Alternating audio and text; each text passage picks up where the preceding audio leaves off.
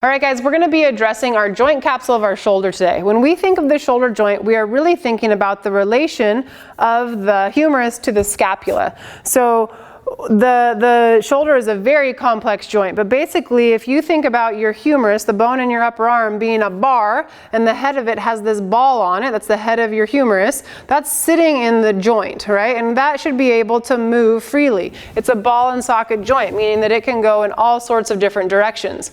If you have pain or you have stickiness where you're missing range of motion, this is one way where we can start to address it.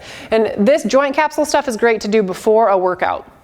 So the one thing, whenever you're working in a position, you want to make sure that you're in your ideal position. So when we think of our shoulder, we don't want to have it forward. You want to think about your shoulder blade being back because you have externally rotated or rotated that humerus head, the arm bone, back. And that's going to mean that your thumb should be pointing straight forward. It shouldn't be in front of our thigh at all. It should be straight forward at our side.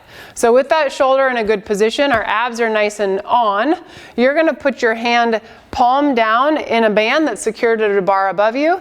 You can wrap around and grab a hold of the double band from here, and then you're going to walk yourself out, externally rotate that so that the elbow pit is forward, the thumb is up, and you're going to walk yourself back and allow yourself to hinge forward with that good flat back position. From here is where you get to play. Keeping that shoulder in a good position, you can look underneath your arm so that you can feel a stretch through your lat. You're allowing the band to pull that arm forward to give a little bit of traction in that joint. So you can look under, making sure that you're really fighting to move that. You can use your arm to help to push it, or if you have a super friend, they can get it. You can then look away from it, away from your arm, opening up your chest more.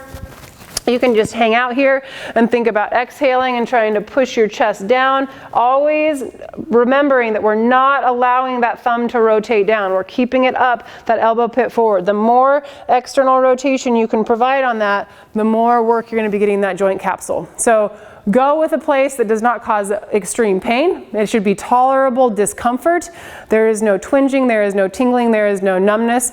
Give me a minimum of 2 minutes on each side if you can get to that, and see if you can improve that overhead position and that shoulder function.